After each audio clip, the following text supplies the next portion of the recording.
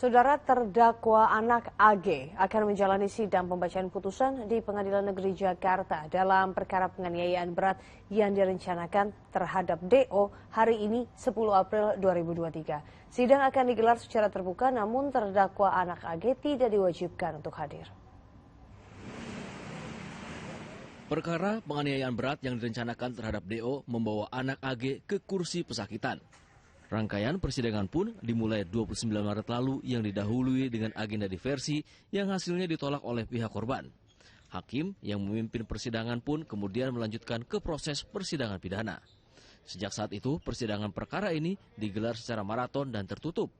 Terdakwa anak AG didakwa dengan pasal 355 ayat 1 jungto pasal 55 KUHP tentang penganiayaan yang direncanakan. Berdasarkan fakta persidangan, jaksa penuntut umum telah menuntut remaja 15 tahun ini dengan hukuman 4 tahun bui karena dinilai bersalah secara sah dan meyakinkan turut serta terlibat dalam penganiayaan berat terhadap korban. Hingga sidang pembacaan pledoi yang dilanjutkan dengan agenda replik dan duplik pada Kamis sore, terdakwa anak AG setidaknya sudah menjalani 7 kali persidangan. Persidangan terakhir yang menentukan nasib AG akan digelar terbuka pada Senin 10 April dengan agenda pembacaan vonis. Undang-Undang 61 pasal 1 menyebutkan pembacaan putusan terbuka, tapi anak terdakwa tersebut tidak wajib hadir. Bisa hadir, bisa tidak. Kuasa hukum AG menyatakan telah menyiapkan hal terburuk dari vonis yang dijatuhkan majelis hakim.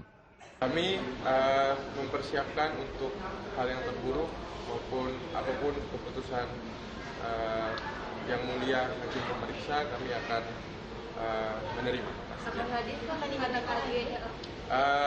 Sepengetahuan kami berhak untuk tidak menghadirkan. Nanti kita lihat saja hari Senin ya. Kami berharap nanti putusan majelis hakim akan memberikan vonis yang sangat maksimal di atas dari tuntutan jaksa penuntut umum.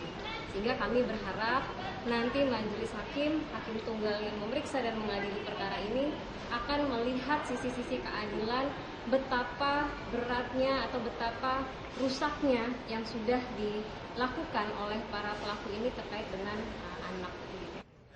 Anak AG menjadi terdakwa pertama yang dijatuhi vonis majelis hakim dalam perkara penganiayaan berat terhadap DO.